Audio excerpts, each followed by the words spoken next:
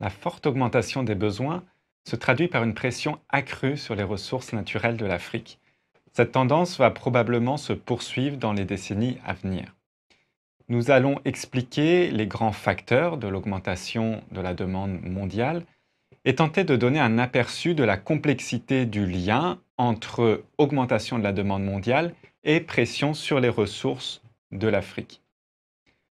Parmi les deux grands facteurs de pression sur les ressources, nous distinguerons tour à tour la croissance démographique puis la croissance économique. Du côté de la croissance démographique, l'Asie est bien sûr la région la plus peuplée au monde, mais depuis les années 1970, l'Afrique est la région qui connaît le plus fort taux de croissance, plus 2,5% par an, ce qui correspond à un doublement de la population tous les 30 ans. En 2017, la population de l'Afrique est de 1,2 milliard d'habitants, elle sera de 2,5 milliards en 2050.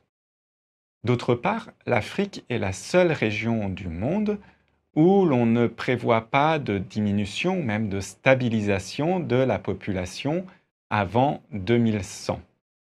L'Afrique prend donc le relais de l'Asie comme moteur de la croissance démographique mondiale. Mais si la population africaine exerce, pour le moment, une pression relativement moindre sur ses propres ressources que les autres grandes régions du monde, c'est parce qu'elle n'a pas atteint leur niveau de développement. C'est ce qui explique une consommation de ressources par habitant relativement plus faible. Par exemple, pour l'énergie, chaque Africain consomme l'équivalent de 0,3 tonnes équivalent pétrole par habitant et par an, contre 1 pour la Chine, 3,5 pour l'Europe et 7 aux États-Unis.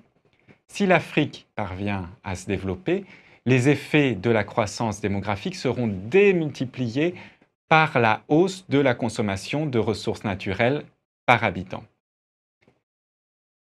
Le révérend Père Malthus, à la fin du XVIIIe siècle, théorisait la croissance démographique en prévoyant que la population augmentait selon une suite géométrique, pendant que les ressources naturelles augmentaient selon une suite arithmétique.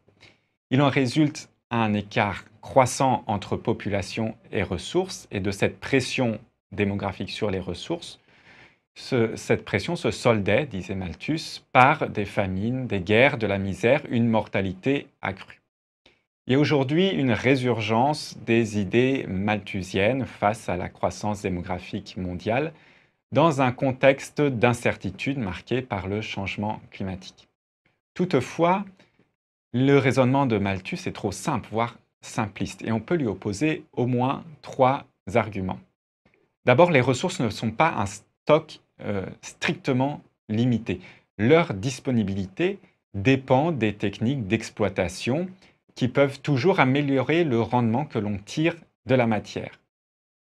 Deuxièmement, la très forte augmentation de la population dans la seconde moitié du XXe siècle ne s'est pas soldée par une pénurie généralisée de ressources. Si je prends l'exemple du continent africain, qui a connu, on l'a vu, une très forte croissance démographique depuis la seconde moitié du XXe siècle, la production de céréales a suivi cette augmentation de la population. Sur ce graphique, on voit le rapport entre quantité de céréales et habitants, la disponibilité de céréales par habitant, et on voit que sur la période, elle reste sensiblement la même au-delà des irrégularités annuelles. La croissance démographique est aussi une chance. Une population plus jeune, plus dynamique. On voit un renforcement de la population active par rapport à la population dépendante, c'est-à-dire les personnes âgées et les enfants. Les démographes parlent de dividende démographique et ce dividende démographique sert la croissance économique si des emplois en nombre suffisant sont créés. Il ne faut donc pas tomber dans le catastrophisme malthusien, même s'il est indéniable que la croissance démographique fait peser localement, dans certaines régions, une pression accrue sur les terres arables, les pâturages, le bois de chauffe, l'eau, etc. Et que cette croissance démographique peut impacter les écosystèmes et alimenter les tensions sociales. Mais le rapport de cause à effet population conflit sur les ressources naturelles n'est pas aussi direct, ni aussi mécanique que le sous-entend un raisonnement néo-malthusien. Les rapports entre les hommes et les ressources sont avant tout des rapports sociaux et politiques. Un enjeu de ce MOOC, c'est de vous donner les clés pour comprendre la complexité de ces rapports, aussi bien dans le cas des ressources naturelles convoitées par les acteurs locaux que dans le cas des ressources naturelles convoitées par des acteurs locaux et globaux, comme les États ou les firmes multinationales. Deuxième facteur de pression sur les ressources, la croissance économique mondiale qui repose sur la consommation accrue de ressources naturelles fossiles, en premier lieu le pétrole. Depuis 25 ans, on voit sur ce graphique que le pétrole, la consommation de pétrole est tirée par l'Asie en jaune, en premier lieu la Chine. Même si l'Europe en bleu et l'Amérique du Nord en vert demeurent de grands consommateurs. Si la réponse à cette demande est d'abord fournie par les pays de la péninsule arabique en orange, principaux producteurs, on voit que l'Afrique, en rouge, produit plus de pétrole qu'elle n'en consomme et se trouve ainsi un exportateur net.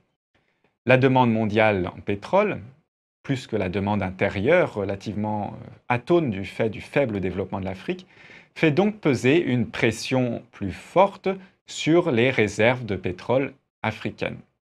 Si l'on considère maintenant l'ensemble des ressources, on constate que, on peut lire sur ce graphique, cette pression à travers l'augmentation des prix des matières premières. On voit les prix pour l'énergie, les minerais, les métaux précieux et les prix des matières agricoles avec une base 100 en 2000. La première période, celle des 30 glorieuses européennes, tire les cours des métaux et des minerais vers le haut. Les chocs pétroliers de 1973 et de 1979 font monter soudainement les prix de l'énergie et des métaux précieux, tandis que la révolution agricole fait structurellement baisser les prix des denrées alimentaires.